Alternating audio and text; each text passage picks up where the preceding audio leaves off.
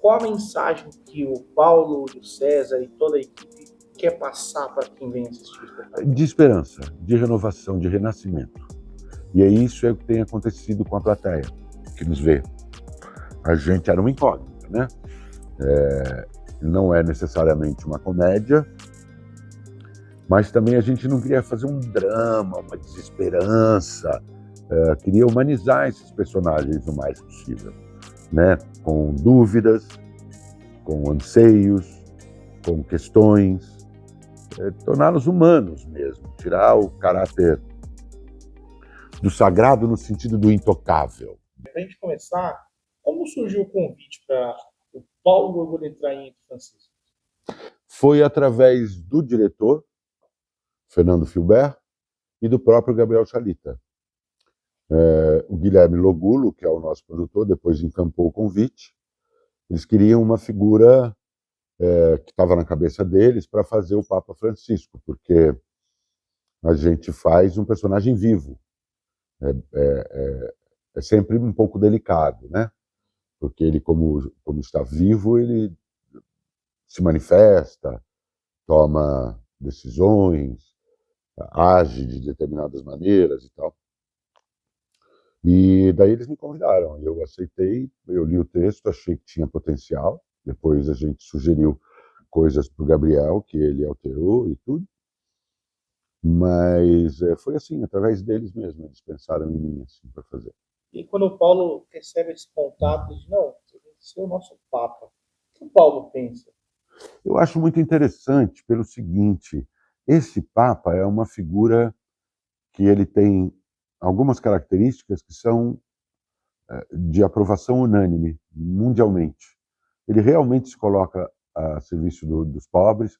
Eu não sou católico praticante, nem nada. Ele realmente se coloca a serviço dos pobres, ele realmente tenta fazer uma espécie de saneamento na igreja, ele enfrentou os processos de pedofilia lá daqueles cardeais americanos, ele evita e não acha necessária toda a pompa e circunstância inerente ao cargo dele como pontífice.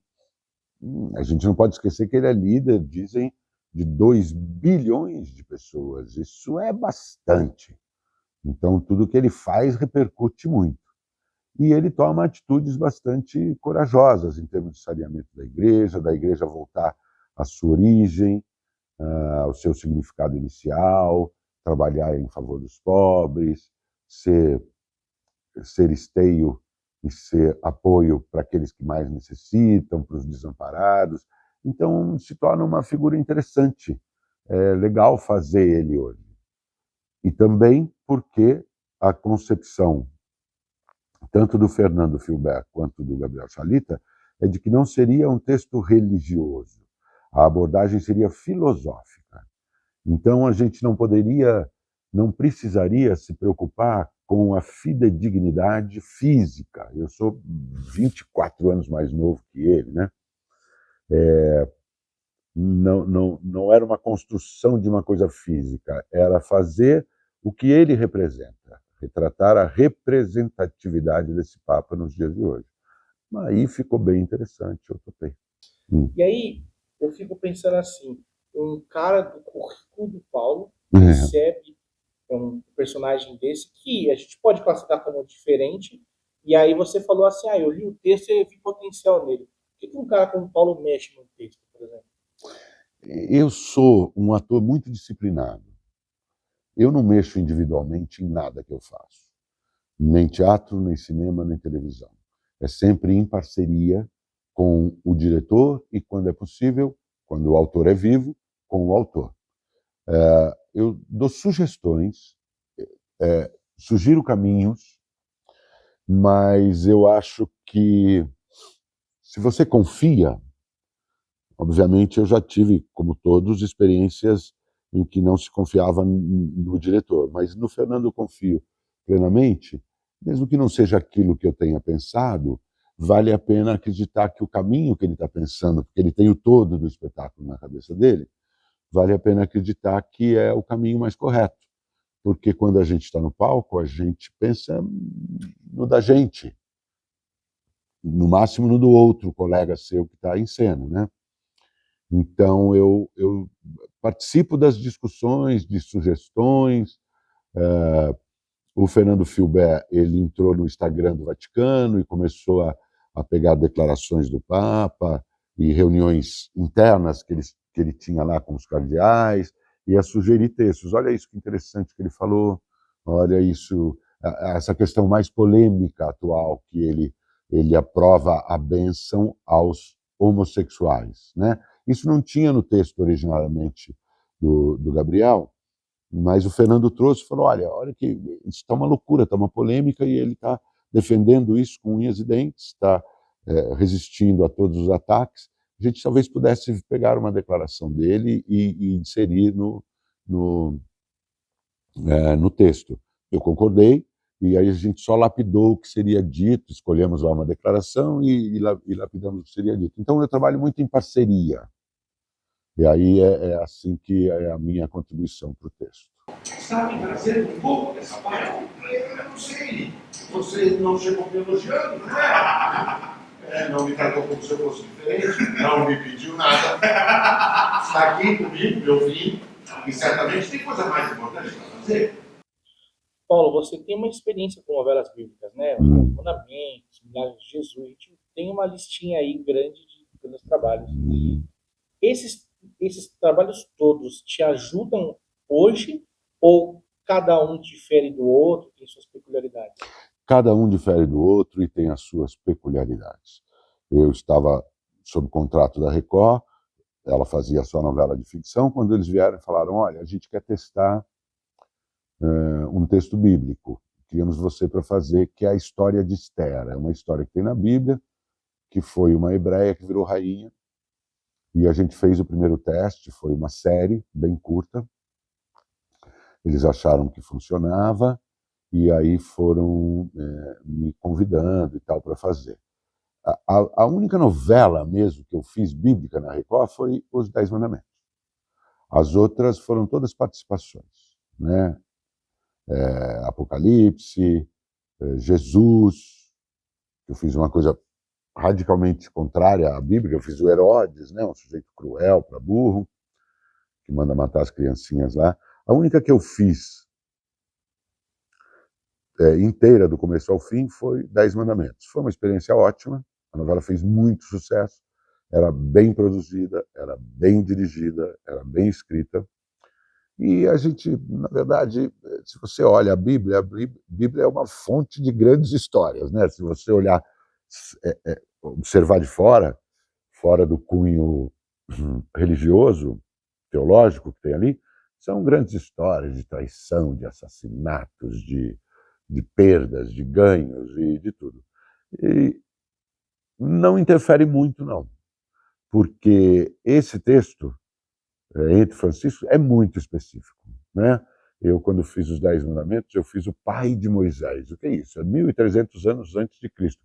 É 3.300 anos atrás essa história. Então, a gente podia fazer, entender ali como quisesse essa história. E esse é, como eu disse antes, um personagem vivo. Ele tem características que têm que ser respeitadas, né? A maneira como ele se coloca, o histórico dele, ele tem um histórico combativo, ele tem todo o episódio polêmico, às vezes, da participação dele na ditadura argentina. Não, são duas coisas diferentes, cada uma é uma criação em si. No material que eu recebi sobre a peça, destaca que a peça fala assim, o amor filosófico está em cada um de nós sobre caráter, crenças e dúvidas. Sobre caráter, o quê? Crença e dúvida. Ah. Qual a mensagem que o Paulo e o César e toda a equipe quer passar para quem vem assistir o espetáculo? De esperança, de renovação, de renascimento. E é isso que tem acontecido com a plateia, que nos vê. A gente era uma incógnita, né? Não é necessariamente uma comédia, mas também a gente não queria fazer um drama, uma desesperança, queria humanizar esses personagens o mais possível, né? Com dúvidas, com anseios, com questões, torná-los humanos mesmo, tirar o caráter do sagrado no sentido do intocável, do que é divino, está longe da gente. E acaba que as pessoas recebem isso de uma maneira bastante positiva. Elas saem com bastante esperança, saem com questões na cabeça que a gente coloca e que elas não esperavam, e saem felizes, saem leves, saem com uma visão de esperança no futuro, que as coisas podem melhorar e que nem tudo está perdido, que é uma fala do São Francisco, feito pelo César na peça. Nem tudo está perdido, ele olha para o Papa e fala, né? O Papa está se queixando de tanta desesperança, de tanta hipocrisia e de mentira, de disputa de poder dentro da igreja, e ele fala, nem tudo está perdido. E nesse sentido, o nosso espetáculo, ele realiza uma das funções primevas do ator. Na escola de teatro, em 79, eu tive aula com um professor de interpretação, o Dávila Spett, que infelizmente já nos deixou, e na primeira aula ele disse uma frase que eu nunca mais esqueci. O ofício do ator, ele usou essa palavra, ofício, não a profissão, não a atividade. O ofício do ator só acontece quando é transformador e não mantenedor. O ofício do ator tem que ser transformador e não mantenedor. O que ele queria dizer? É o que está acontecendo nessa peça. Quem entra para ver o espetáculo, recebe esse espetáculo de um jeito que não esperava e sai dali com questões novas na cabeça, que não tinha pensado antes. Então sai transformado, naquele sentido de pensar nas questões que a gente levanta aí. Então, eu acho que é isso que a peça está querendo, é isso que a gente quer fazer e está conseguindo. Quando o Paulo está no palco, em cena, e vê aquele teatro lotado, tá? O pessoal louco para ver a história, passa na cabeça, no coração do Paulo?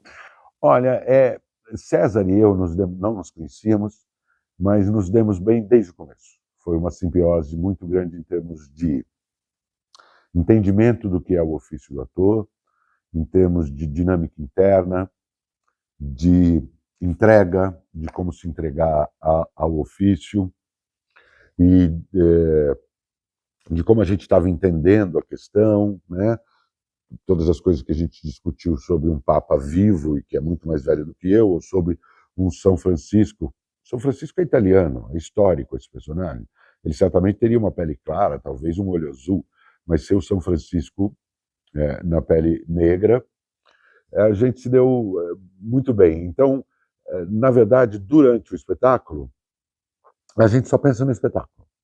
A gente contracena muito bem, tem uma química muito bacana, e estamos um ligado ao outro o tempo inteiro, estamos ligados entre nós o tempo inteiro, fazendo um pelo outro e nos completando cada vez mais através das dinâmicas. O que é interessante é que quando a gente começou a fazer a peça, era um silêncio tão grande na plateia que a gente achava que o povo tinha dormido. Caraca, as pessoas dormiram, porque não havia um barulho, não havia uma tosse, não havia nada. E no final estavam todos acordadíssimos, prestando atenção e aplaudiam, felizes e agradecidos. Acho que a gente pensa em fazer o melhor possível dentro da proposta do Fernando, respeitando o texto do Gabriel, e fazer de um jeito que chegue o quanto mais na plateia que estamos assistindo. Diferente da TV, o teatro ele trabalha o lúdico de quem está assistindo, né? O ator ele olha para o telespectador, imagina, esperando uma reação dele, ou isso não existe? Nesse espetáculo não existe essa contracena com a plateia. Existem espetáculos que sim, que a concepção prevê que você se relacione com a plateia. Esse não. Esse a gente nem olha, nem vê. A gente faz entre nós ali dentro. Então, A única coisa que aconteceu foi que no começo a gente achava que as pessoas tinham dormido, mas não tinham, estavam prestando atenção e bebendo aquilo, e teve reações as mais diversas, de manifestações emocionadas, obrigado por esse espetáculo, algumas plateias diziam, bravo, sensacional, mas não, a gente não se relaciona com a plateia, nem espera nenhum tipo de reação dela, a gente faz o espetáculo. Olha, eu estava lendo sobre você, e aí me desculpa se a informação estiver errada, mas que você estava 10 anos longe do teatro, 10 anos longe, e sem fazer aí teatro. essa é a sua volta Sim, oficial. sim. Como tem sido? O palco continua igual, né? Tudo, como tem sido para vocês? Mas o teatro mudou muito em 10 anos. Mudou porque agora tem uma série de ações que são inclusivas. Você tem espetáculo que você tem que fazer com uma pessoa no palco com libras. Você tem espetáculo que você tem obrigatoriamente como contrapartida, né, para patrocínios de leis, de incentivo e tudo, que você tem que fazer para surdos, fazer para quem não enxerga, tem que fazer para quem não ouve. E as contrapartidas são muitas, são bem diferentes, que eu acho positivo, acho bem legal, são todas inclusivas. Nesse aspecto da produção, como é que se produz teatro, tem essas diferenças. Outras diferenças é que as temporadas diminuíram. Antes você fazia, como eu fazia teatro, você fazia para estar no palco enquanto durasse, né? Às vezes o teatro tinha uma data, o outro não, mas se você fazia sucesso, você ficava meses lá. Agora são temporadas e são cíclicas para que todos... Tem uma coisa que depois da pandemia aconteceu, é que o teatro se recuperou muito mais rapidamente, muito mais forte. Tem muitas peças legais e muito público para teatro, diferente de cinema, que antes da pandemia eram salas lotadas o tempo inteiro, talvez porque a pandemia, 1 ano e meio, né, as pessoas ficaram em casa vendo streaming, vendo séries, né, mas o teatro voltou muito mais forte.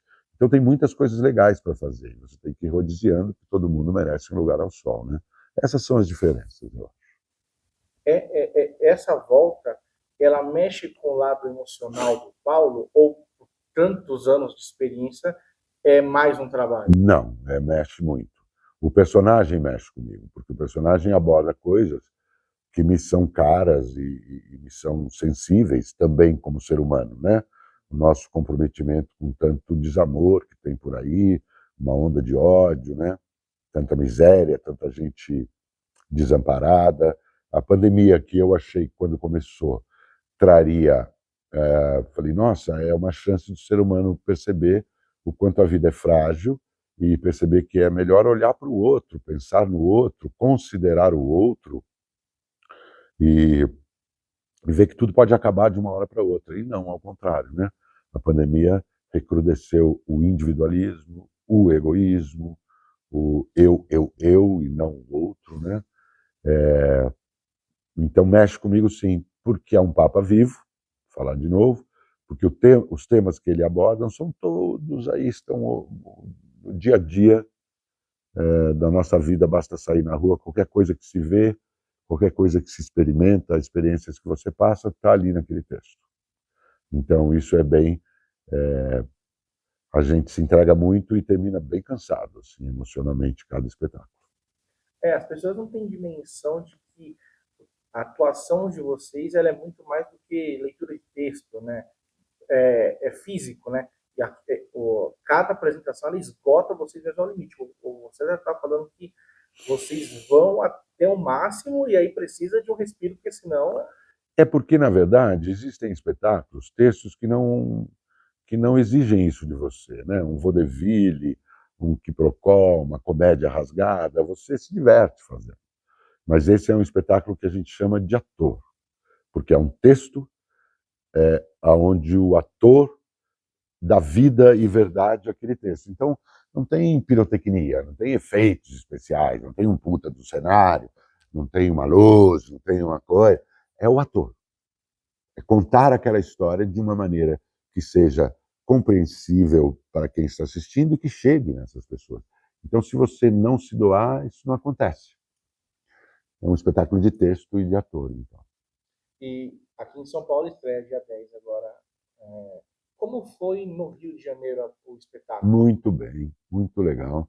A gente teve uma acolhida bem boa, críticas bem positivas, e fazendo sempre em espaços pequenos como esse, que a gente fica muito próximo do público, que isso ajuda também a fazer com que o espetáculo chegue na plateia. Foi muito bem, não, muito bem. Eu perguntei para o César como ele lida com uma crítica de uma peça. E aí ele diz que transita ali em paralelo que vocês entregam no palco. Como o Paulo lê uma crítica e ele interpreta aquilo, é ok? Ou não faz muito sentido? Olha, no começo você sempre quer ter críticas boas, você a tua vaidade, né, a tua alegria de ter se dedicado a um trabalho e fazer e tal. Mas depois, com o tempo, você vai percebendo que quem te critica é um ser humano, que tem as limitações, tem as falhas, e tem a visão dele, muito especial. Não é uma crítica feita em cima de colhe depoimentos de quem assistiu, centenas, milhares de depoimentos, e daí faz a crítica. Ele faz a visão dele. A princípio, uma visão mais embasada, mais preparada, pressupõe-se que a pessoa tenha um conhecimento mais profundo do que a plateia normal, mas é um ser humano, pode estar num dia ruim, pode não gostar daquele tema, pode. Então, críticas não é que elas sejam irrelevantes, elas existem, estão aí, as pessoas leem, mas hoje em dia tem muito menos importância para mim. A crítica verdadeira que a gente recebe é a reação do público, e essa tem sido muito boa. Você é um cara que todos conhecem, tem anos de trabalho na televisão. O cara que eu vim aqui assistir, ele vai ver a peça, tem algo que ele vai falar assim, isso é dedo do Paulo? Não sei, não sei. Eu faço um personagem. Ah, o que está em cena, o que eu ponho em cena é muito diferente de mim. Muito. Tem o dedo da condução do Fernando Filbert, o diretor, que é incrivelmente criativo, conhecedor do fazer teatral. Vai por esse caminho que é bom, faz isso, faz aquilo.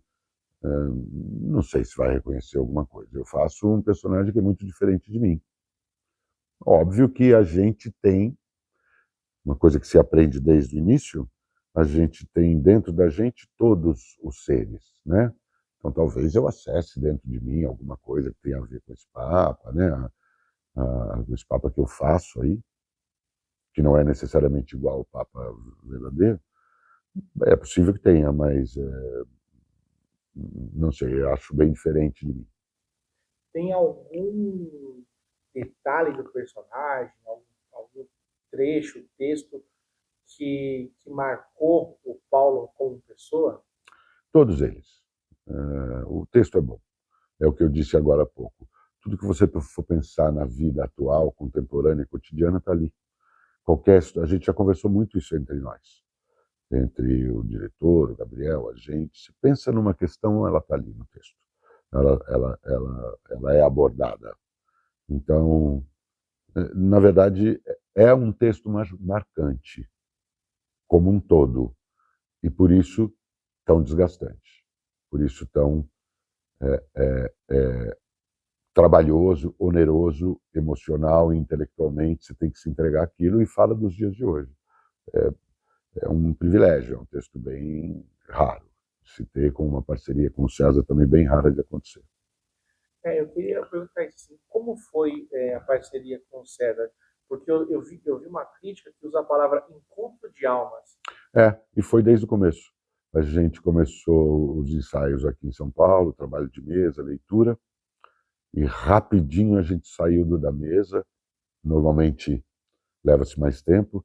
Rapidinho a gente saiu da mesa para começar a levantar o espetáculo, que é como a gente chama, que é fazer as marcas. Vai ali, vai aqui, tem uma pausa, né? Porque a gente se deu muito bem. Eu já disse isso aqui, a gente pensa o teatro, a vida o ofício de maneiras parecidas, temos histórias diferentes, mas igualmente de consciência dessas questões todas, e foi rápido, surpreendeu a todos nós. A gente levantou a peça muito rápido, porque a gente se deu bem. O Fernando teve sensibilidade para perceber isso, trabalhou com isso, e aí a gente levantou a peça muito rápido. Foi realmente um encontro de almas. Né? E aí, falando um pouco mais de você, até comentou que fez o curso de teatro em 79. 79, 80, 81. Quando o Paulo, lá em 79, começou, ele imaginava que seria o Paulo de hoje? Não, não, não. Eu sempre tive a consciência de que eu não estava trabalhando para um fim que era ser famoso ou ganhar dinheiro. Eu estava trabalhando por fazer bem o meu trabalho. Aprender, estudar. E tanto é que eu fiz muitos anos de teatro antes de aceitar ir para a televisão. Já tinha aparecido convites, mas eu recusava, porque eu queria fazer bem o meu trabalho. E daí a repercussão disso, se isso ia virar sucesso ou fracasso, seria consequência do trabalho que eu estava fazendo. E não como um fim em si mesmo. Entendeu? E, o Paulo, essa geração tem o apoio da internet, né? Então, sempre que eu quero saber alguma coisa, alguma profissão, eu dou uma busca ali, procuro um youtuber da vida. Eu fico na curiosidade de o que inspirou o Paulo a falar assim, vou ser ator, lá em 79. É engraçado, eu dei muitas entrevistas na época em que eu fiquei bem famoso, com Pantanal e tal, a primeira versão da Manchete, em que eu sempre dizia essa frase, que todo ator falava, quando eu era pequeno, o circo passou pela minha... eu nunca quis fugir com o circo. Eu, aliás, fazendo a escola de teatro, a IAD, lá da USP, eu não tinha certeza se eu queria ser ator. Tinha dúvidas ali. Mas eu comecei a descobrir que através desse ofício, que depois vira uma profissão, eu poderia acessar todas as facetas de mim mesmo. Podia ser tudo que estava dentro de mim, né? E isso me traria uma sanidade, me traria um saneamento espiritual, intelectual e, por consequência, uma sanidade. Foi o próprio exercício do ofício de ator é que foi me levando a me entregar para o ator. E daí chegou uma época que era o ar que eu respirava, sem aquilo eu não podia mais fazer nada. Qual foi o trabalho que foi a virada de chave? Você virou para algum parente, alguém falou assim, deu certo mesmo. Eu gosto de todos os trabalhos que eu fiz. Em termos de sucesso, foi o Pantanal, da Manchete, né? Que, o público gosta do que eu faço aí. Eu tenho a simpatia do público e eles me acolhem. Isso aí é que eu percebi que realmente me gostavam, mas realmente gostavam de mim. Mas como ofício, eu fiz infantis, que eu adorei fazer para criança, eu fiz textos mais profundos, mais sérios. Eu gostava muito do exercício, sempre, não teve um trabalho específico para isso. Todos os, óbvio que não são todos os trabalhos que são maravilhosos, né?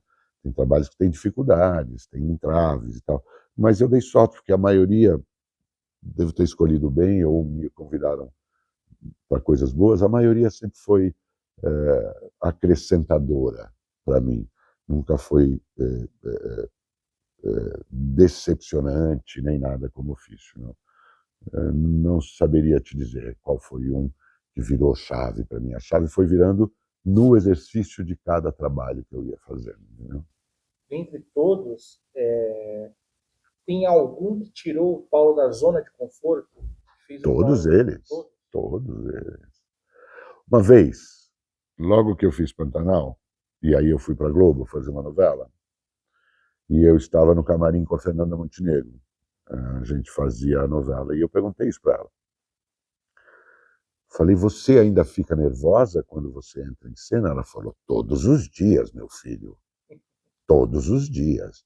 Se você não ficar nervoso antes de entrar em cena, alguma coisa está errada. Nosso ofício é sagrado. Todos eles me tiram da zona de conforto, todos eles me exigem de alguma maneira, né? Tem aqueles em que você recusa, fala, não, obrigado pelo convite e tal, mas eu não quero fazer porque aquilo vai te exigir demais, ou eu entendo que naquele momento da minha vida eu não vou conseguir acessar aquilo que aquele personagem está exigindo, porque todos eles são desafiadores, todos eles. E é bacana ouvir você falando, porque é uma experiência atrás de experiência cada declaração. Eu li o personagem, eu não vou conseguir entregar. E esse tipo de rodagem é só atuando mesmo. Ah, só você no começo, você comete erros, você aceita coisas que só quando está no palco você fala, caraca, não dá para mim, nossa, eu não alcanço, eu não chego. No começo é assim mesmo, você tem que ir fazendo, fazendo. Eu acho que como toda profissão, né? Você pega, sei lá, o que poderia ser tão diferente da nossa profissão? Um piloto de carros de corrida. Ele, no começo, ele não vai chegar lá na frente o tempo inteiro, ele vai ter que descobrir as manhas, os jeitos e tal. É o médico que diagnostica com muito mais acerto depois que passou por experiências em que não era bem aquilo. O cara achou que o sujeito estava com uma hérnia e o cara estava com um apendicite, enfim. A experiência é inerente a toda a profissão, né? E com o tempo, alguns aproveitam mais rapidamente, outros menos. Alguns precisam de menos tempo para entender qual é a dinâmica e outros menos. Mas é sempre a experiência que determina. Todos esses trabalhos, o Paulo gosta de atuar mais no teatro, na TV, no streaming, no cinema. É diferente. É tudo diferente. Quando você faz, por exemplo, uma série para uma plataforma, né, dessas de streaming, as pessoas olham de fora e falam assim: ah, mas isso tá com a câmera ali, é a mesma coisa. É muito diferente de fazer uma novela. Muito diferente. Você leva 5 meses para fazer 8 episódios. Numa novela você faz um capítulo por dia. Cinema também, você leva 3 meses para fazer 2 horas de projeção. E teatro é esse confronto, no bom sentido, direto ao vivo, né? É carne viva. Então, se der um problema na mesa de luz e der um blackout, você tem que se virar. Se você esquecer um texto ou o seu parceiro esquecer um texto, você tem que se virar, porque é ao vivo. Não são comparáveis. E cada um tem a sua preciosidade, cada um tem as suas características e cada um vale a pena por si só. Tem um preferido ou o Paulo analisa a proposta por proposta? Não tenho preferido, não. Eu prefiro atuar, estar exercitando a minha profissão, o meu ofício. Se eu estiver com bons personagens, eu já fiz personagens mais novos do que eu, já fiz personagens mais velhos do que eu, já fiz personagens contemporâneos, de época. Cada um tem a sua característica e vale a pena, todos valem a pena. O Fernando Pessoa diz, né, batido, né, tudo vale a pena se a alma não é pequena, então é bem isso aí. Falando com o César, ele cita muito o Robert De Niro, que ele conhece o cara só pelo semblante. Quando eu perguntei sobre inspiração, que ele acompanha. E o Paulo, você citou a Fernanda Montenegro, é a Fernanda? São referências, eu não tenho ídolo na minha cabeça. Nunca tive ídolos na minha cabeça. Acho que o ídolo, quando você tem um ídolo, ele te embota, ele te limita. Você fica só naquele diapasão. Eu tenho admirações, eu tenho respeitos, eu tenho reconhecimentos, eu tenho entendimento de que tem alguma coisa naquele ou naquela que serve para mim, que eu vou poder evoluir e crescer mais e tudo e tal. Não tenho. O Paulo, com todo esse know-how, essa carreira gigante, Paulo ainda aprende em cena? Porra! Isso aqui nossa, é um aprendizado a cada dia. É um aprendizado a cada dia. Porque são maneiras de fazer. E o Fernando Filber, nosso diretor, que é um cara sábio de teatro, ele sabe bastante, ele é sábio. Então, como ele vê que César e eu estamos no domínio e que a gente se dá bem, ele vai propondo alternativas. faz aqui menor, faz ali não sei o quê, vamos ver como é que fica. Às vezes dá certo, às vezes não dá certo e tal. E aconteceu nessa temporada do Rio, uma pessoa só, que veio e falou assim, nossa, eu vim ver algumas semanas atrás, estou vendo hoje, hoje foi diferente de algumas semanas atrás. Ah, foi diferente? Foi, mas foi ruim? Não, não foi, foi ótimo, mas foi diferente. E é diferente mesmo, porque cada dia é diferente. As pessoas falam, ai, mas teatro é chato, hein? Todo dia a mesma coisa. Nunca é a mesma coisa. Cada dia é um dia. Tem um dia que você vai com dor de dente, tem um dia que você dormiu mal, tem um dia que sua cabeça está pensando em algum problema da sua família, enfim. Cada dia é um dia. E você, né, a gente conversou aqui até anteriormente que você ficou 10 anos sem atuar no teatro. E aí eu curioso de saber assim, o que o Entre Franciscos tocou no Paulo, para o Paulo falar assim, é a hora. É a atualidade, é a contemporaneidade. Eu acho que é importante não se omitir. Hoje eu acho que não nos é dado o direito de ficar em cima do muro. Muita gente fica, mas não dá. As questões são tão prementes, são tão urgentes e estão na nossa cara, no dia a dia, de relações pessoais até, com família, com amigos e o que está acontecendo fora, né?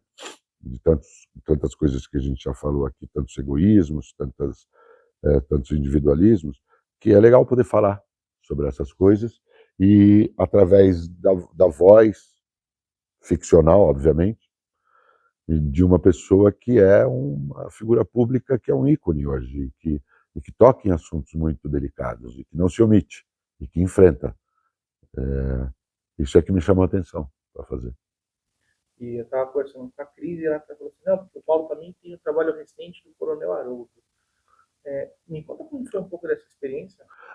Esse não tem como, isso tem que contar, né? O sequestro da filha do Silvio Santos e depois do Silvio Santos, o Coronel Haroldo era o secretário de polícia aqui do estado de São Paulo e ele teve que se envolver porque era o Silvio Santos, uma figura pública, né?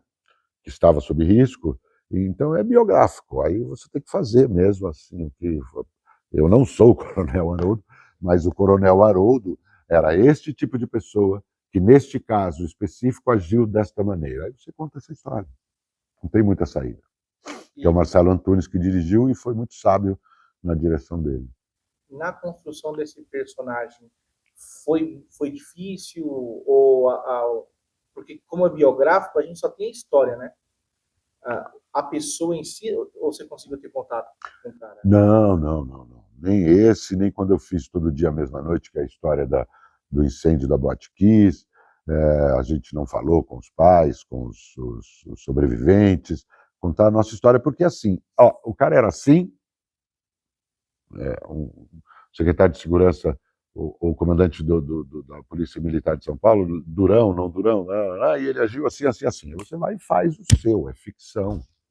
Eu não sou militar, não sou coronel. Boate Kiss, é isso aí também. Foi assim que aconteceu. Os pais agiram assim. Estes 5, que eram os 5 protagonistas do seriado, tomaram a iniciativa, criaram um grupo ali para defesa e tal. E aconteceu isso e aquilo. E isso te defende um pouco. Não tem muito como se envolver nisso, porque é uma história fato. Realidade que já rolou, que você está contando o que rolou, o que é diferente da peça, porque quando eu faço o Papa Francisco, está rolando ainda, né? Está rolando. Enquanto a gente estava ensaiando, a gente falou: nossa, olha o que o Papa falou sobre isso, precisamos mudar isso aqui no texto, porque ele mudou isso, aquilo, ele falou isso. Está rolando, né? Não é diferente.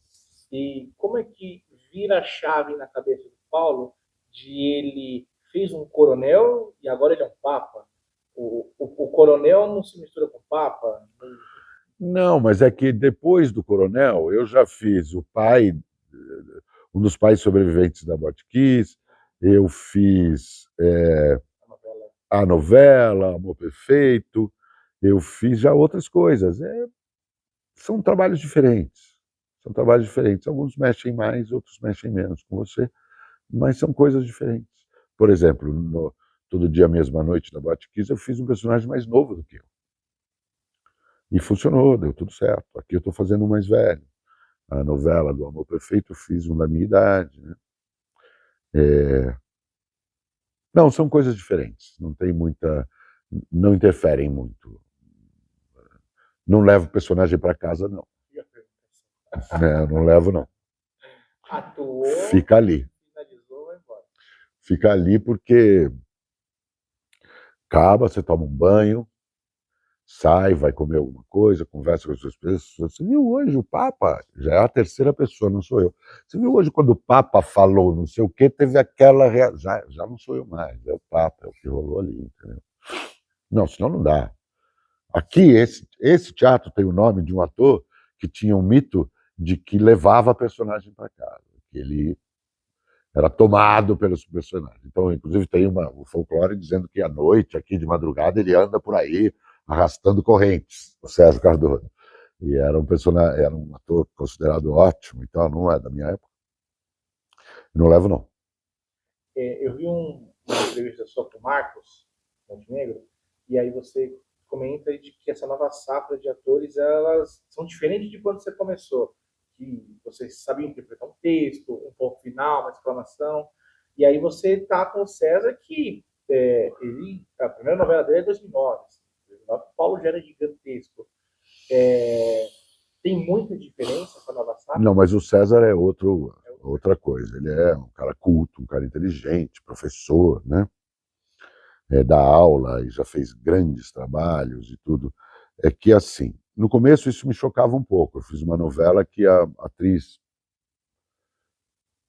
e o ator, jovens, não sabiam falar, não entendiam que a pontuação te dava a intenção. Quando você tem uma fala com ponto final, é uma coisa, com uma vírgula é outra coisa, reticência é outra coisa, ponto e vírgula, exclamação, não sabiam. E aí eu falei, mas como é que essas pessoas estão aqui? Elas foram escaladas pelo número de seguidores. Isso no começo era chocante para mim.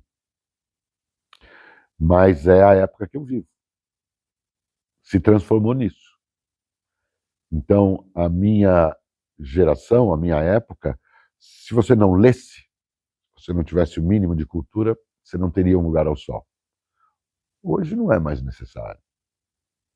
Edita aquilo. Grava um pouquinho, mas esse tipo de gente não faz teatro. Faz quando muito um stand-up e tal. Mas um teatro com o rigor dessa peça, essas pessoas não fazem. Diferente. Não adianta dar murro em ponta de faca. Senão, é melhor desistir. É melhor virar marceneiro, né? Que é uma profissão tão nobre, né? Construir coisas de madeira, móveis, é melhor virar outra coisa. Não adianta resistir. É se adaptar da melhor maneira possível. E abraçar essas pessoas. Elas estão tentando também um lugar ao sol, em vez de rejeitar. Rejeitar nunca vai ser uma boa solução. São novos tempos. E aí você escolhe e fala, esse trabalho que eu fiz, fala, vocês dois, vamos chegar aqui 2 horas antes e eu vou explicar para vocês como é que a gente entende o texto. Fala devagar, as pessoas têm que entender, olha o que ponto significa, o entendimento está aqui, estudem o texto, não é só decorar. Tinha que contracenar com eles. Então é melhor abraçar. Tem uma frase que diz que já está no inferno, é melhor abraçar o capeta. Né? O seu amor pelas criaturas todas, a sua entrega sem limites. A mais nobre das causas, o amor, o amar.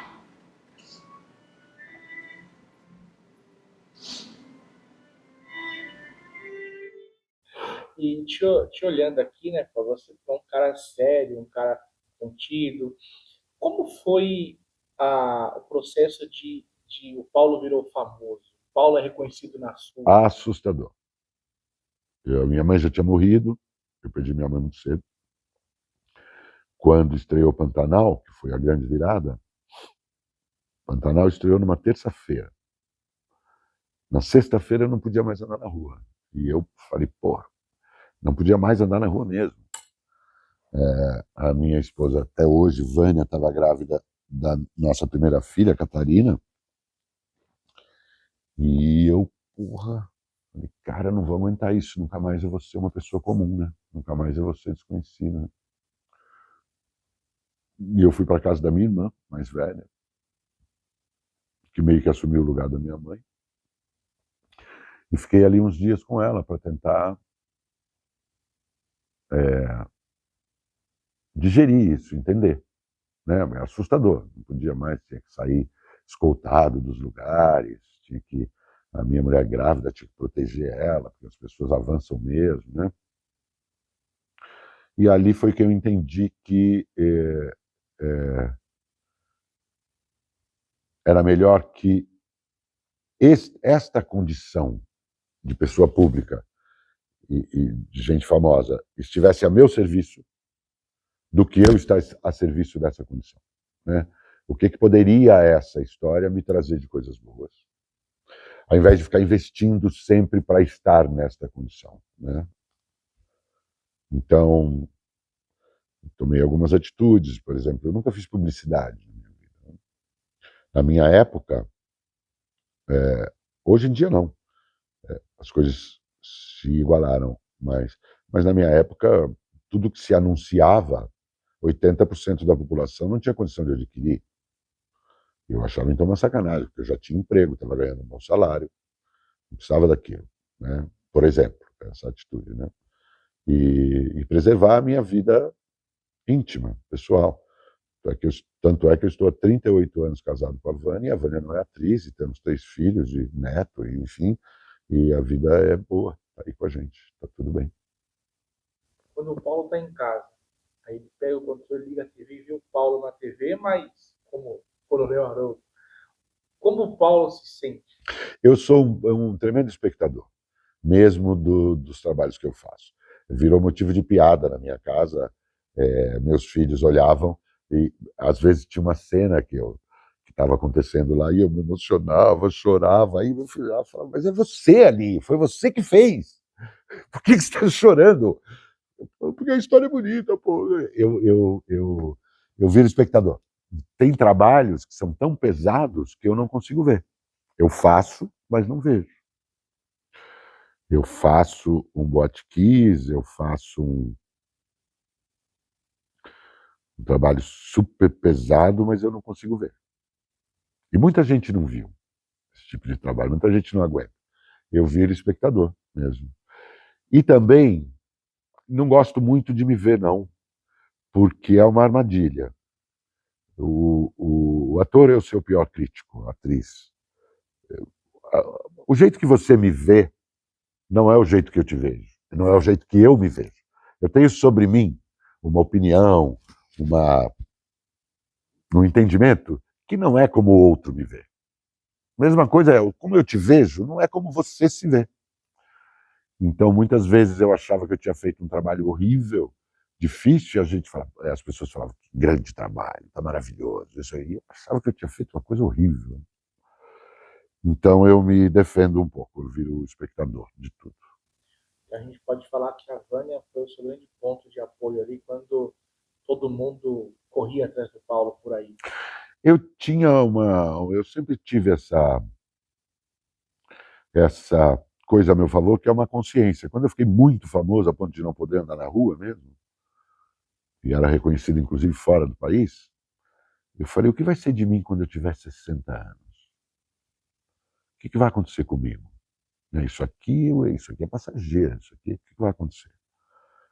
E a Vânia já era essa pessoa confiável, parceira, companheira, com quem eu tinha várias compatibilidades. A gente queria ter filhos, queria criar uma família. Falei, beleza, eu vou investir aqui, porque vai chegar um dia que eu vou ter 60, eu já estou com 64, chegou assim, rápido. E ela foi realmente o meu ponto de apoio. Quem é o Paulo Borbulho? Perguntinha capciosa, hein, filho? Marília Gabriela. O quê? Dick Marília Gabriela, né? Paulo Borbulho com Paulo Borbulho. Eu sou um cara que tenta acertar. Erro muito, como qualquer um. E eu estou sempre disposto a reconhecer meus erros. Eu sou Meu filho é que diz, você é muito bom de pedir desculpa. Eu reconheço facilmente as coisas que eu não fui bem, e que eu foram ou arrogantes, ou imprevisíveis, ou sem um entendimento legal. E um cara que acha que vai aprender até morrer. Não tenho essa pretensão de ser sábio, de ser um ser completo, não, nada disso. Eu aprendo até morrer e a vida está sempre te mostrando coisas. Quando você acha que está tudo bem, ela vem e te dá uma volta, te dá outra. Fala, ó, tem esse pedaço aqui que você não esperou, tem esse caminho que você não imaginava. Tem algum sonho pessoal e profissional que o Paulo ainda não realizou? Não, não, porque quando você não tem